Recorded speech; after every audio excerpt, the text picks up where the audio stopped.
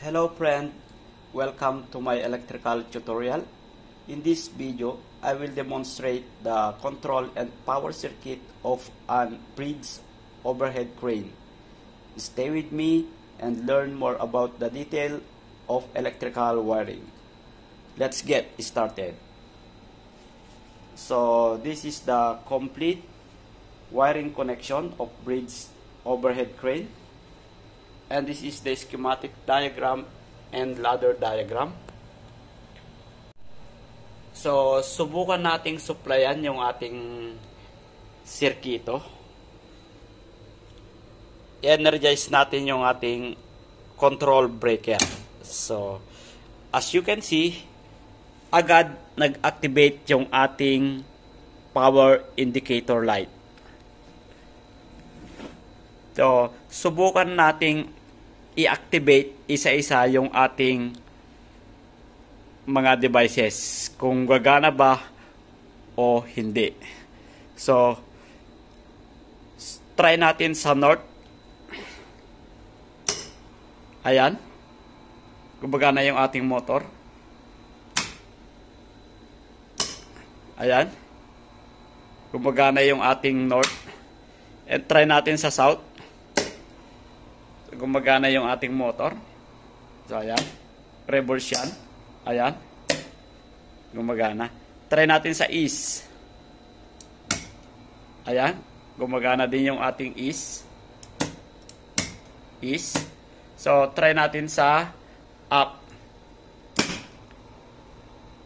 So, gumagana yung ating up. Gumagana yung ating up. Try natin sa down. Down. So, ayan, gumagana yung ating down.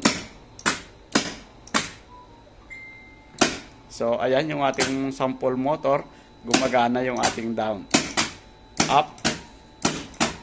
So, ayan, gumagana po lahat yung ating mga devices. Sa north, south, east, west, down, up. So, gumagana po lahat. So, next, i-identify natin yung ating mga limit switch kung saan ito nakalagay. So, patayin muna natin yung ating control breaker. So, i-identify natin kung saan nakalagay banda yung ating mga limit switch. Ang ating north limit switch and south limit switch ay nakikita ito sa ating malapit sa ating travel crane system. Ito siya mga kamaster. So, ang ating east and west limit switch naman, dito naman siya nakalagay mga kamaster. So ang ating up limit switch ay dito naman siya nakalagay mga kamaster.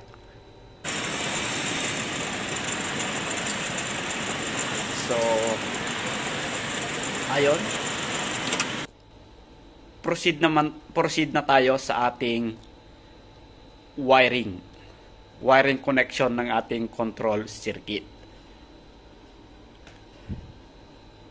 So, gamitin natin ang ating diagram. So, ito yung ating ladder diagram or ang ating circuit diagram. So, start tayo dito sa ating L1 at neutral breaker. So, ito yung ating breaker. So, ito yung ating breaker. So, line 1 at line 2 or line 1 neutral ang nakalagay. Sorry. Neutral dapat ito. So, ang ating neutral ay nakakonect ito sa ating coil ng contactor natin. So, ito siya. Bali, ito yung neutral common dito sa ating coil natin. So, ito siya mga kamaster. So, sundan lang natin yung itim. Ito yung neutral natin. Papunta rito sa ating coil. Coil ng ating A1. Ating main contactor. Ayan. Papunta siya rito. Ito. Ito na siya. Ito na siya. Papunta rito sa ating coil. At nakarating na rito. Tig-isang coil siya mga kamaster. So ayan. Andito na siya. Lahat ng itim. Ayan. Papunta ng isang coil. Ito na siya. Ito na siya mga kamaster. Tapos pupunta rito. Ayan. Sa coil. So proceed naman tayo dito sa ating L1. So as you can see, nakakonect dito sa coil ng ating main contactor. Ayan. Sa normally at sa normally open. Ito siya mga kamaster.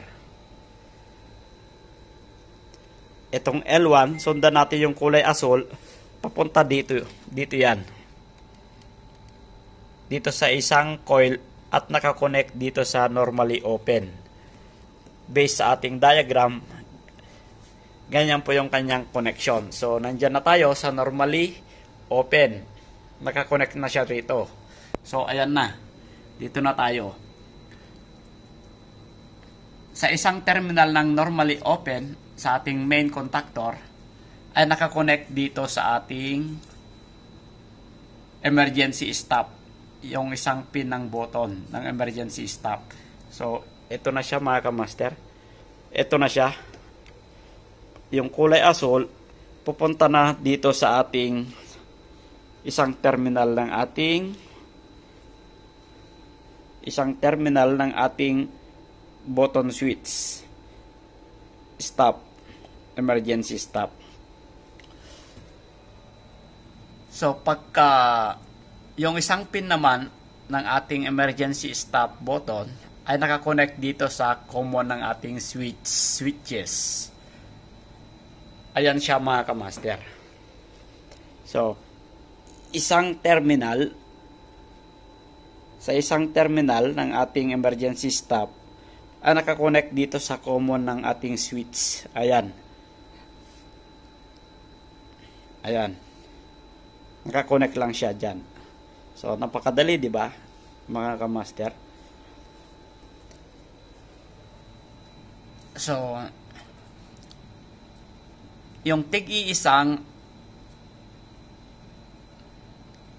terminal ng ating switch button ng north, south, east, west, and up, maliban sa ating down, ibukod natin ito, ay nakakonect dito sa isang terminal ng ating limits switch normally close. So, ito siya mga kamaster. So, yung isang terminal natin, ayan, yung mga terminal na yan, ito, yung mga terminal natin na yan, dumaan dito sa ating control. Ito na siya mga kamaster. Nakakonect ito sa ating sa pin ng ating limit switch. Ito siya mga kamaster. Isang pin normally close. Ayan, nasa limit switch siya. Ayan. Ayan. At ito, yung up. Nakakonect po yan. So, yung isang terminal naman ng ating limit switch ay nakakonect naman dito sa ating overload. Overload. Ayan. Yung itong up ay itong north, east, and up nakakonect sa ating overload. Ito siya mga kamaster. Itong north LS natin nakakonect dito sa overload natin. Normally close. So, east. Ayan, nakakonect dito sa ating normally close ng overload. At saka yung ating up connect dito sa ating close. Yung isang terminal naman ng ating overload ay overload ng north ay overload 1, 2, and 3 ay nakakonect dito sa normally close ng ating north, east, and up. So ito siya mga kamaster. Yung isang terminal ng overload ay nakakonect dito sa ating south normally close. Ayan. So, ayan. Normally close. Papunta rito. Normally close. So, ayan. Normally close. So, ito naman. Yung terminal na yan, normally close ng overload 3, nakakonect sa normally close ng ating down. So, as you can see sa ating diagram, pareho mga kamaster. So, dito naman tayo sa ating limit switch ng south, west, ay naka-direct, at yung ating button ng ating down ay naka-direct sa normally close ng neutral ay north, east, at up. Ito siya mga kamaster. Yung south natin, yung nakakonect dito sa ating normally close ng north. Vice versa lang siya mga kamaster. Then, nakakonect na dito sa ating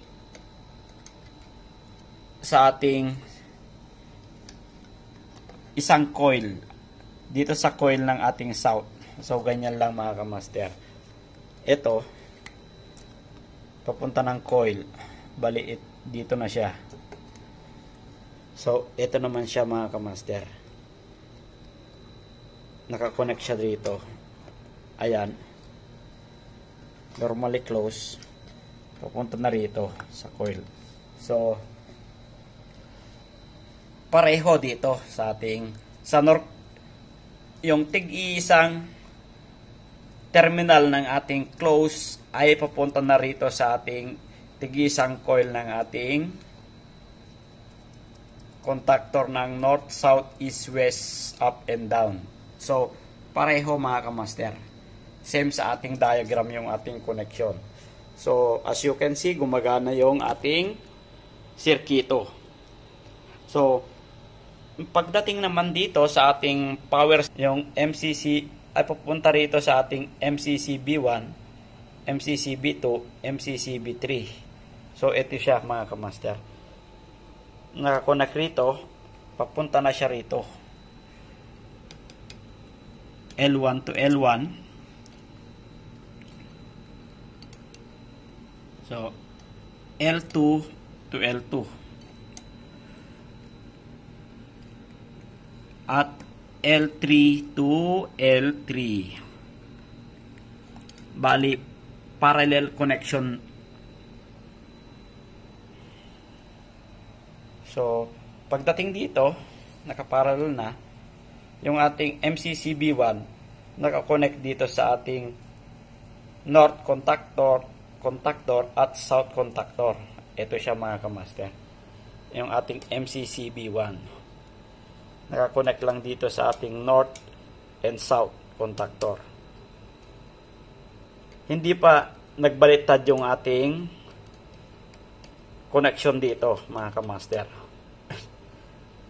At pagdating dito, ito na siya mga kamaster.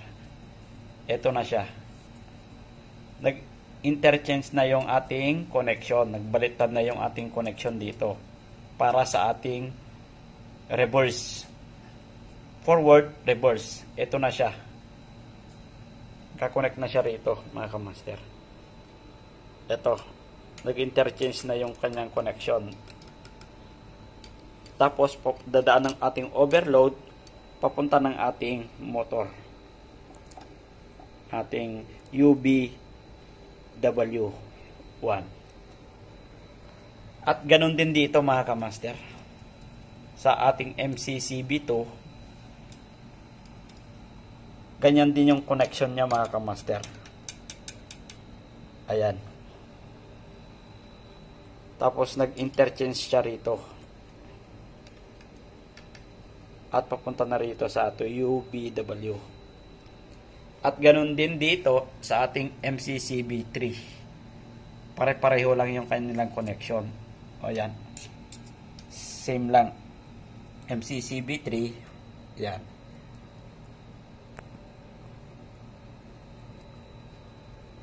Papunta rito. Nag-interchange siya rito. At papunta rito. UBW1.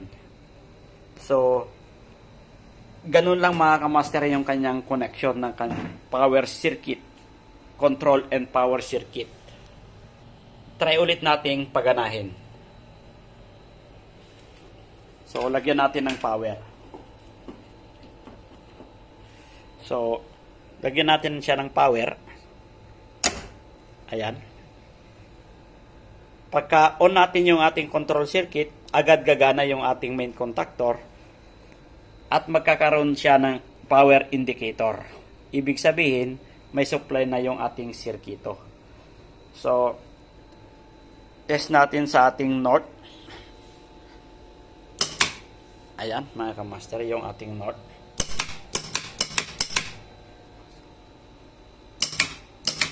So, gumagana. At yung south naman natin.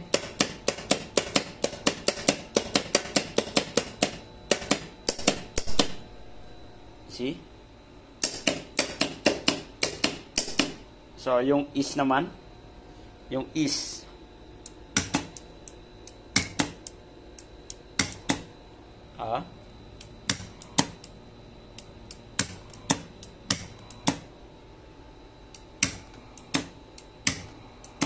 At yung ating up, bukan nating paganayin. Yung ating up. Yung ating up. So, ayan.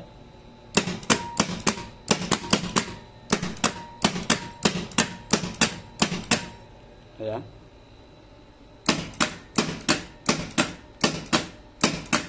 So, ang ating down, itong down natin, down. So, yung ating down.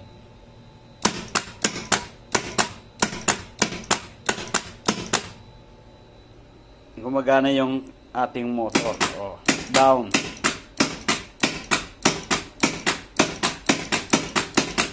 Up.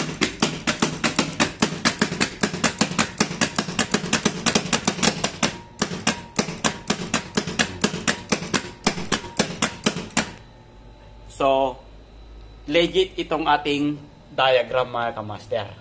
So, complete yung ating sirkito. So, yun lang mga kamaster. Kung bago lang kayo sa aking channel, paki-subscribe na lang at hit the bell button para ma-update kayo sa aking mga susunod kong mga video. So, yun lang mga kamaster and have a good day.